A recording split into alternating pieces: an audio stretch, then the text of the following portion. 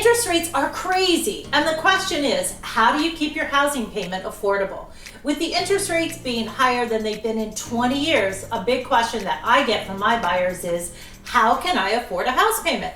I'm Tammy Irby, owner of the Live the Easy Life real estate team here in beautiful Northern Virginia. Today, we have a very special guest with us, Cindy Cyr-Bishop. Welcome, Cindy. Thanks, Tammy.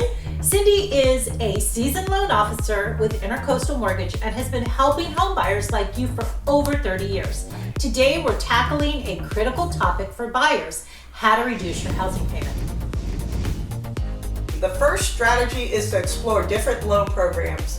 One of the ways to have a lower monthly payment is to finance with an adjustable rate mortgage, also known as an ARM. ARMs can help reduce your initial monthly payments.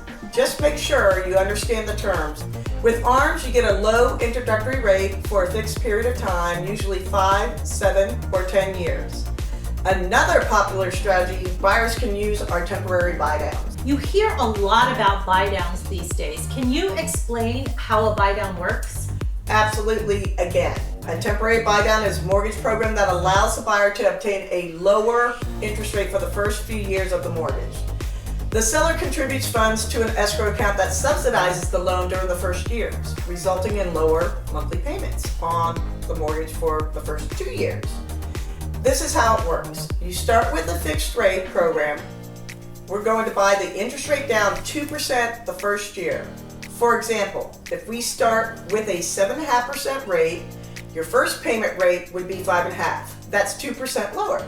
Next year, your rate would be 6.5%, and that's 1% lower. And when you get to the third year, it would remain at 7.5% for the life of the loan.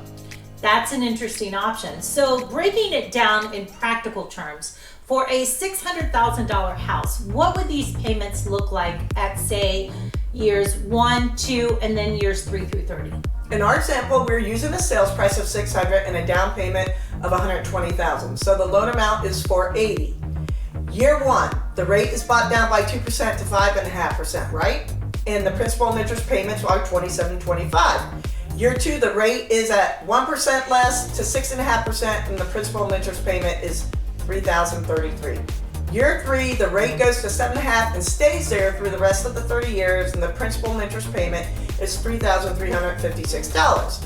To sum it all up, the difference in the payment the first year is $631 per month, and the difference in the second year is $323 per month.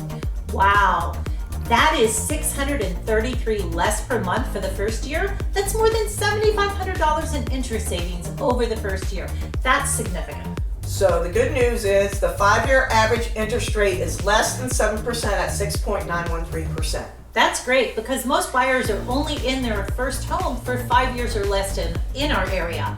This is a perfect example of marry the house and date the rate. It's hard to get rid of the house, but you can always refinance to the lower rate if the rates go down. Tammy, they can also consider making a larger down payment. Lower loan amounts equal lower payments, right? Right. Using the above scenario for a mortgage loan, the same one we talked about, approximately every $10,000 in down payment, you could save $57 per month at the 5.5% rate. Or you could take the same $10,000 and pay off your car, and that would eliminate a $400 monthly obligation. And you could always go to the bank of mom and dad for extra assistance on your down payment. Lots of my buyers do this because the alternative of waiting until the rates go down really isn't a good strategy, and here's why. If the rates go down and the competition is going to come back in full force, meaning home prices are going to increase significantly, making your payments even higher. If you can get into a home now before that happens, you're going to be far better off. Are there any other strategies that you would suggest? For sure. One way would be to reduce your retirement contributions. Now, not everyone wants to do that. I'm not saying eliminate them, just consider splitting them out between your new asset, which is your home, while still saving for retirement.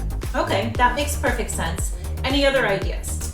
Yes, in most cases, portions of your house payment are deductible. You can consider modifying your federal exemptions to net more in your paycheck. Consult an accountant for this information. You Starbucks drinkers out there, At $8 a day plus tip, that's easily $400 a month. And if you love the sourdough grilled cheese, and I do, that's almost a mortgage payment right there. Thanks, Cindy, for sharing your insights with us today.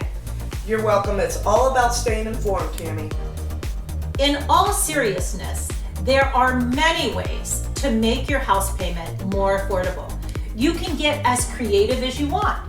The key is having a savvy loan officer like Cindy to explore these options. I hope you've gotten a few good tips for making your payments more affordable today. And if you have any questions or need assistance with your home buying journey, feel free to reach out to me. Thanks for watching, and remember, I'm not just your realtor, I'm your friend in the business.